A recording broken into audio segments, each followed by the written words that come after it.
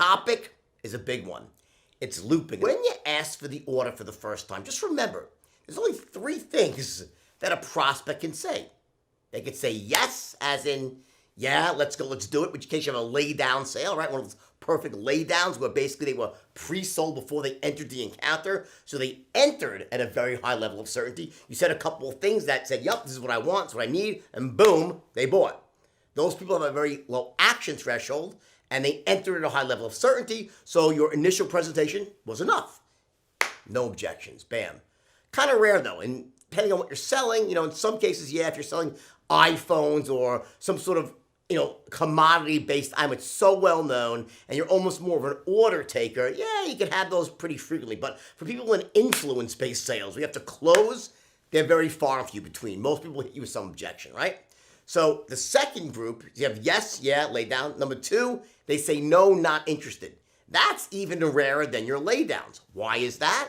Because you've already filtered these people out during the intelligence gathering phase.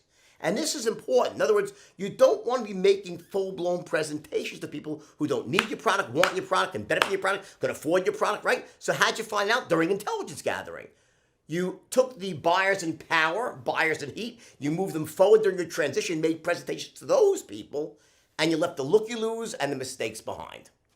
Basic stuff, right? Now, think about the logic here. So now you have these buyers in heat, buyers in power, moving down the straight line. They've already answered all your intelligence gathering questions in a way that said they need the product, they want the product, they can afford it. That's why they're buyers in heat or powers, or else they wouldn't be, right? That's how they got categorized. And now you make them this beautiful, airtight, logical case, and you ask for the order for the first, what do they say? No.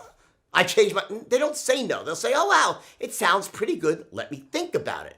And that takes you to the third thing they could say, which is maybe. In other words, maybe is a catch-all for all of the common objections. It means maybe I'll buy, maybe I won't. That's what let me think about it means. Maybe I'll buy, maybe I won't buy.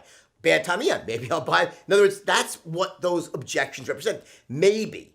Yes, a lay down, very rare. No, almost never happens at this point. You get your nose while you're cold calling, while you're doing your marketing, when you're sifting through leads. You're not interested in, they never belong in the pipeline in the first place. The ones that you present to should have already been filtered out enough that they don't say no or not interested. They say, sounds good, let me call you back. Sounds good, let me speak to someone else. You get it? So you don't get no's. Sometimes you get yeses, rare, very rare in most industries. What you get tons of, overwhelmingly, is maybe. Maybe I'll buy, maybe I won't, which is the catch-all for all your common objections. And the reason it's important for you to understand this is because your attitude in here, what you're feeling inside, you're like, oh, no, he wants to think about it. Oh, henny penny, the sky's falling. I went through this whole presentation and I got another objection. I'm exaggerating a bit, but the point is you have to be ready for that first objection, expecting it, and saying to yourself, now is the time I'm going to roll up my sleeves and earn my paycheck.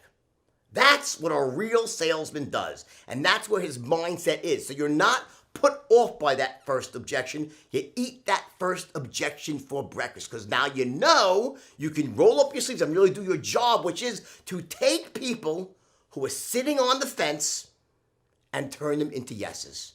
That's what a real salesperson does. We don't take the no's and turn them into yeses. We take the, let me think about it. Let me call you backs. Bad time of years. Let me talk to my wife. She's turning those people into yeses.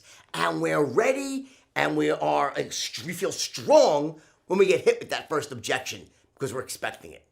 That's the distinction, all right? I love you all. It's a big tip for the weekend going in. Remember, you get stronger with the first objections because that's where the sale truly begins. Yes, from the first word out of my mouth, yes, I'm closing. But the real influence begins when they hit you with the first objection.